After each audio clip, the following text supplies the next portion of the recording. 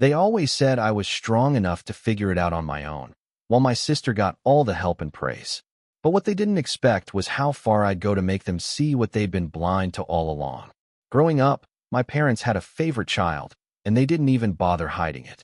My sister, Emily, was the delicate little flower of the family, fragile, shy, apparently too sweet for the big bad world. Every single thing she did was treated like a monumental achievement. She gets a B+ on a test. My parents threw a proud family dinner. She sang in the school choir. Flowers, a cake, and a million photos. Meanwhile, I was the strong one. The one who would figure it out because, as they like to say, I was smart and independent. Translation: we don't have to put in effort for you. My own accomplishments were brushed off like they were just the natural result of my existence. Scored top of my class. Oh, that's nice, but it's expected from you. Got on the varsity team? Barely a nod. By high school, the favoritism became so obvious it was like living in two different families under one roof. Emily was showered with attention, help, and praise for simply existing.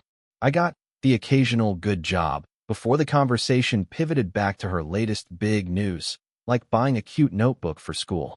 Our relationship was complicated. I didn't hate her, not exactly, but it's hard to feel close to someone who's been spoon-fed every bit of attention you've ever craved. I learned early on to keep my distance emotionally. She was used to being catered to, and I was used to being invisible. Fast forward to my early 20s. I had fought tooth and nail to get into a decent college. None of it was handed to me. I worked nights at a diner and took on freelance gigs just to cover tuition and rent. My parents? They never gave me a dime. Not 1 cent. It wasn't that they couldn't afford it, they just didn't want to. They acted like it was my responsibility to handle my own life because, well, I was strong and independent. I never expected much from them. But still, it stung how little interest they took in my grades, my struggles, or my future plans. When I called home to share good news, a scholarship, a promotion, anything, their responses were lukewarm at best, like they were going through the motions. But I made it. Against all odds, I graduated. I landed a job in my field, nothing glamorous at first, but steady. And then things started to change. My career picked up steam. I got promoted, my salary increased, and for the first time in my life, I could actually breathe. Financial pressure eased, and I felt a quiet pride in knowing I'd done it all myself. That's when the calls from my parents started. At first, they were small. Hey, could you help us cover this month's electricity bill? Or the heater broke down again. It's expensive to fix. Then, we're short on rent again. You know how costs have gone up. Before I knew it, those calls turned into a constant barrage of requests, repairs for the house, medical expenses, unexpected costs that just popped up. It felt like every other day there was a new crisis. At first, I didn't hesitate. I told myself this was my chance. Maybe finally, after years of feeling invisible, my parents would acknowledge me. I wired money every single time, no questions asked. No guilt trips, no lectures, just quiet hope that maybe they'd be proud of me, or at least show some appreciation.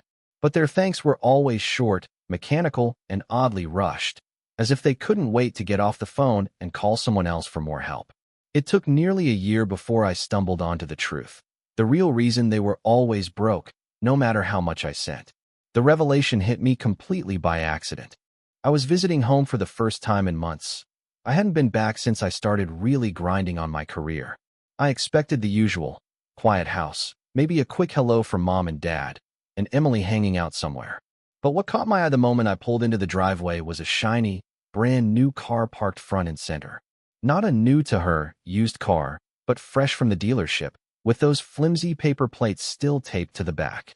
I assumed Emily must have landed a decent job, saved up, and bought it herself. So, when I asked casually, she just laughed and said, "Oh, mom and dad got it for me. Isn't it cute?" The words felt like a slap in the face. My brain short-circuited. What? They just bought her a car? A car that probably cost tens of thousands?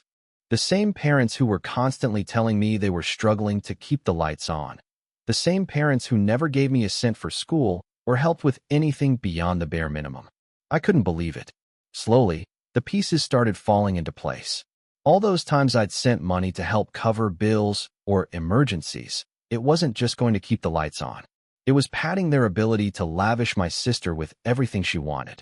It wasn't just the car, either. I learned they'd been quietly footing her rent when she claimed she couldn't make ends meet, paying for trips she took with friends, and buying her new phones, laptops, and gadgets whenever she said she needed them for work. Meanwhile, here I was, busting my ass day and night in the city, juggling multiple jobs, and wiring them money without a single complaint, all while they played Santa Claus to their precious little girl. The shock came first, a cold punch to the gut. Then, the anger followed, white-hot, deep, and burning all the way down to my bones. I felt like a complete idiot. Not because I'd helped them, I wanted to help, but because I'd been duped into believing they needed me. That night, lying awake in my childhood bedroom, staring at the ceiling, I made a quiet but fierce promise to myself. They were going to learn what independent really meant. I wasn't going to be the invisible son anymore. I didn't waste any time. The very next morning, I found Emily in the kitchen, casually sipping her coffee like she was the star of some overly polished commercial for carefree living. She was relaxed, smiling, completely at ease in a way that felt almost infuriating given everything I'd just discovered. "Nice car," I said flatly, trying to keep my voice neutral but sharp underneath. She looked up, grinning like it was the best news in the world. "Thanks. Mom and Dad said I deserved it after everything I've been through." I raised an eyebrow, trying to keep my laughter in check. "Everything you've been through," I repeated, the disbelief clear in my tone. "You mean quitting 2 jobs in 6 months?" Her smile faltered for a brief second, but she quickly recovered with a defensive edge. "Those places were toxic, okay? The people were jealous and tried to make me look bad. You don't know what it's like to be treated that way." I shook my head slowly, a bitter smile creeping across my face. "Oh, I think I do. The difference is, when things got hard for me, I didn't get to run home and have someone bail me out every time. I had to figure it out on my own." She rolled her eyes, dismissing me like I was some relic from another planet. "You've always been fine on your own. You don't understand what it's like to be me. Everyone's harder on me than they are on you." That was the final straw. I laughed, but not a warm or friendly laugh. It was sharp, almost cruel. "Emily, the only people who've ever been harder on me are Mom and Dad. And while they were busy handing you everything on a silver platter, I was the one working 2 jobs and sending them money so they could keep it up." Her expression instantly went cold, eyes narrowing like I'd just attacked her personally. "You're just jealous," she spat out. Jealous. That word hit me like a slap across the face. She genuinely believed she'd earned all the help and handouts, that my refusal to bow down was nothing more than bitterness. That's when it clicked. She wasn't just spoiled or naive. She was complicit. She knew exactly what was going on, and she was okay with it. After my chat with Emily, I got in my car and drove back to my apartment. The conversation replayed in my mind like a broken record, a bad movie I couldn't pause or shut off. Every smug word she'd thrown at me, every careless shrug, every casual dismissal of the fact that I had been footing the bills for her cushy lifestyle while she comfortably played the victim card. It stung, but more than that, it fueled something deeper inside me. By the time I pulled into my parking garage, the initial sting of hurt had settled into a sharper, colder emotion, resolve. I realized this wasn't just about the money anymore. It was about years of being the invisible child, the self-sufficient one who was supposed to be fine without support. I was the kid whose achievements were expected, whose struggles were ignored. My wins were barely acknowledged. My failures were mine alone to bear.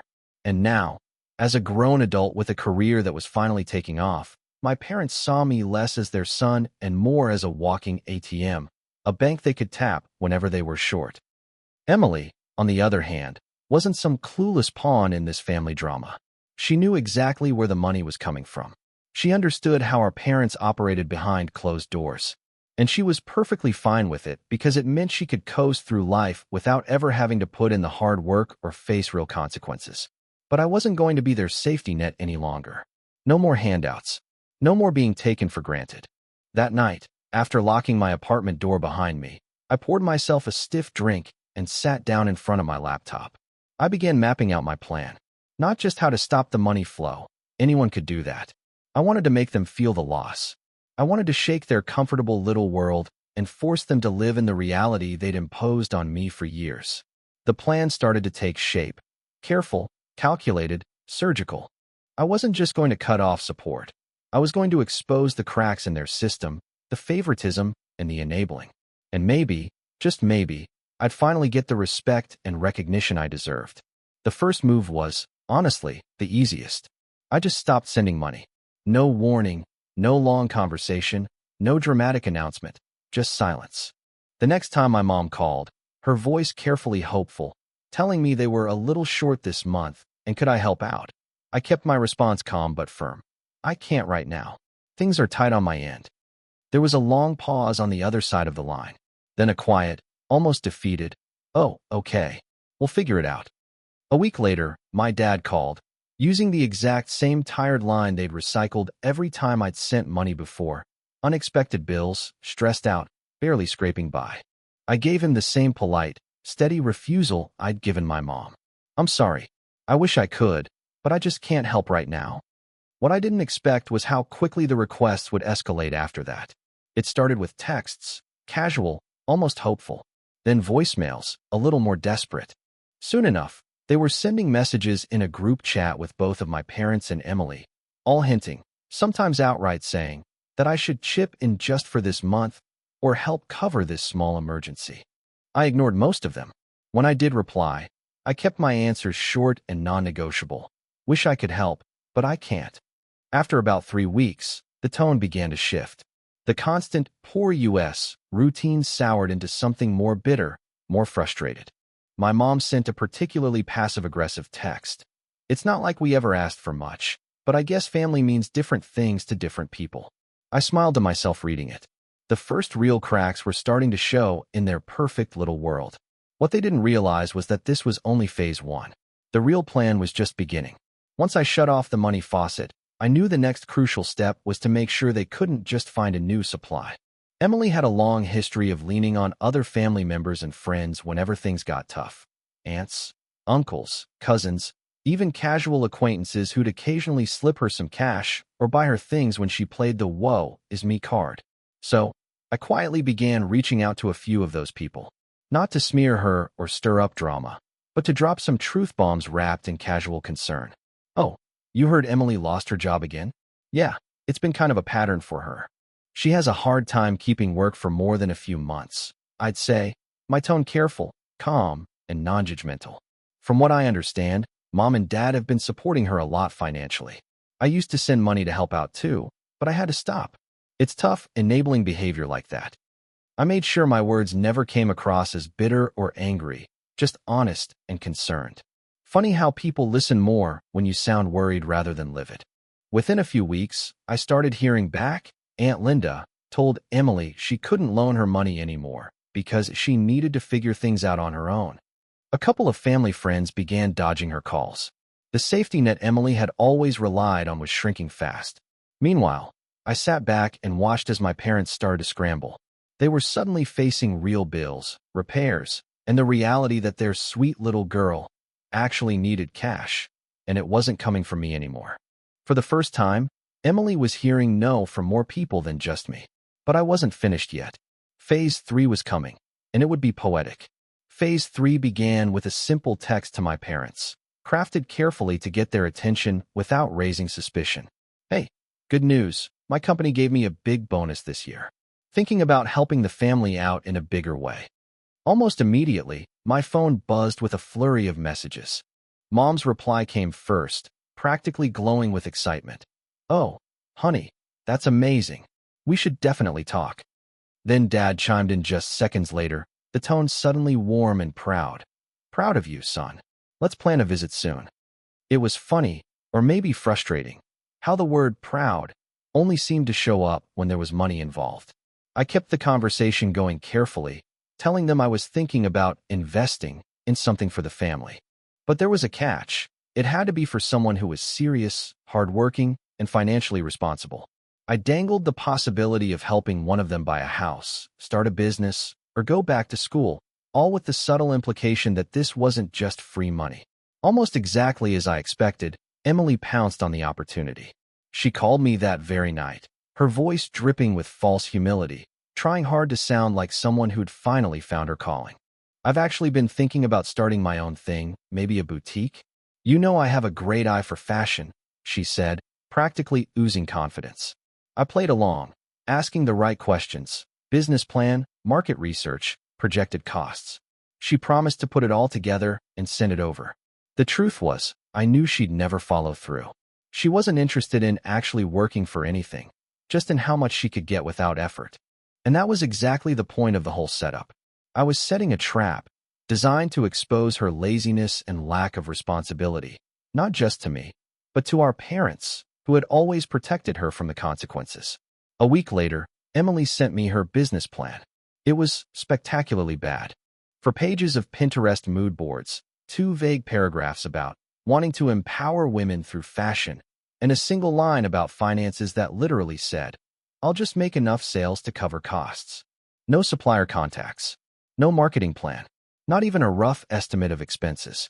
It read like a high school project done the night before. I called my parents and, very politely, walked them through it.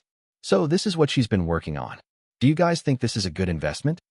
There was a pause so long I could practically hear their mental gears grinding. My dad finally muttered, "Well, maybe she just needs more time."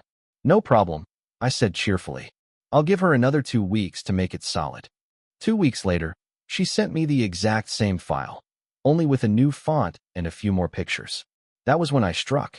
I told my parents I decided not to invest in anyone right now because I didn't see the seriousness I needed. I thanked Emily for trying, sent her a $50 gift card for the effort, and left it at that. The fallout was delicious. My parents were furious, not at me, but at her. For the first time, they openly said she'd wasted an opportunity. Emily cried, accused me of setting her up to fail, and went radio silent for days. I just sat back and watched the golden pedestal wobble. Once the pedestal started wobbling, I knew I had to keep the momentum going. I started planting little seeds in conversation with my parents. Nothing overt, just gentle reminders of reality. When Mom complained about covering Emily's rent, I'd say, "Yeah, I remember doing that for myself when I was her age, while paying for school." When Dad griped about her quitting another job, I'd add, "Tough work environments can be great teachers if you stick with them." And when they hinted about me helping out again, I'd smile and say, "I think it's important Emily learns to manage without a safety net, just like I did." It was like watching a slow leak in a balloon. The constant excuses they'd made for her started sounding less convincing, even to themselves. They were frustrated, exhausted, and, most importantly, beginning to expect less from her and more from themselves. Meanwhile, Emily was spiraling. The friends she partied with weren't as interested now that she couldn't splurge on weekends. She took a part-time retail job just to get by, but she hated it and called me to complain about customers being rude and entitled. Oh, the irony. By now, I wasn't just enjoying the change. I was ensuring it stuck. And my next move would make it permanent. The final move was the hardest, but the most satisfying. I called a family meeting, not at home, but at a neutral cafe downtown. I wanted a public space where things couldn't get swept under the rug. Mom, Dad, and Emily showed up, all looking tense but curious. I laid it out. "Look, I've been the family ATM for years while you've helped Emily coast through life. I stopped because I realized you were enabling a pattern that's unhealthy for everyone, especially her.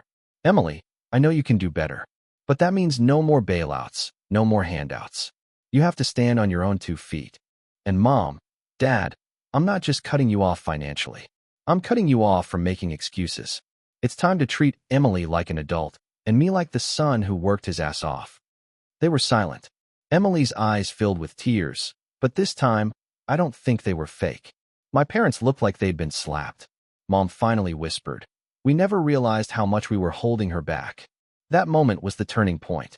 After that meeting, things shifted. Slowly, awkwardly, but genuinely. Emily stopped asking for money. She took a full-time job at a local bookstore, nothing glamorous, but steady. She started managing her own bills, and even picked up a couple of night classes to finish her degree properly this time. My parents? They were quieter, less defensive, more reflective. I caught them having real conversations with Emily about responsibility and goals instead of just worrying about how to keep her afloat. As for me, I finally felt seen, not because of anything I did for them, but because I refused to be invisible anymore. I didn't expect a parade or a trophy. just respect. We're not a perfect family. There's still tension, and probably always will be. But we're moving towards something healthier. Looking back, I realize how much being the strong one shaped who I am today, both in good and bad ways. I learned to rely on myself because I had no choice. I became fiercely independent, but also guarded and, honestly, a little bitter. For years, I wanted my parents to see me, to acknowledge my struggles, but they never did. Instead, they put all their energy into protecting Emily, who never really had to fight for anything. That bred resentment toward them and sometimes toward her. But I also understand now that their favoritism wasn't out of malice, just misguided love and fear. They wanted to shield Emily from hardship, but ended up enabling her. I don't hate my sister anymore. I just wish she'd realized her own strength sooner. The biggest lesson? Family dynamics are messy, but boundaries are everything. I had to stop enabling a toxic pattern, even if it meant burning some bridges temporarily. I learned that love without accountability isn't love at all. And sometimes, tough love is the only way to help someone grow. Going forward, I'm focusing on building a life where respect and honesty come first. I'm not interested in being anyone's ATM or emotional punching bag anymore. As for my sister, I hope she keeps pushing forward, not because I'll support her unconditionally, but because she's finally learning to stand on her own. We're not perfect. We're a work in progress. But for the first time, I believe we can get there. It's been a couple of years since that turning point. My parents have softened their favoritism. They still adore Emily, but now they also check in on me without it feeling like an afterthought. It's awkward sometimes, but progress is progress. Emily's no longer the spoiled golden girl, but a working adult figuring life out the hard way, like the rest of us. She's messier, less polished, but real. And me? I'm finally at peace. I'm proud of how far I've come, not just career-wise, but emotionally. I stopped chasing their approval and started valuing my own worth.